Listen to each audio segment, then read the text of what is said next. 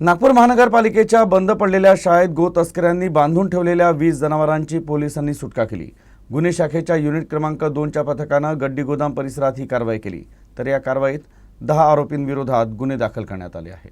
गड्डी गोदाम परिसरातील नागपूर महानगरपालिकेच्या बंद असलेल्या लाल स्कूलचा वापर गो तस्करांकडून चक्क कोंडवाडा म्हणून होत असल्याची माहिती गुन्हे शाखेच्या पोलिसांना मिळाली। त्यानुसार गुन्हे शाखेच्या युनिट क्रमांक 2च्या पथकाने धाड घातली। या शाळेच्या एका खोलीत 20 जनावरं कोंडून ठेवलेल्या अवस्थेत होती। तसंच या जनावरांना अनेक दिवसांपासून उपाशी ठेवण्यात आलं होतं। पोलिसांनी या सर्व गोवंश जनावरांची रवानगी गोशाळेत केली। या कारवाई दरम्यान 10 आरोपींविरोधात गुन्हा दाखल करण्यात आला आहे।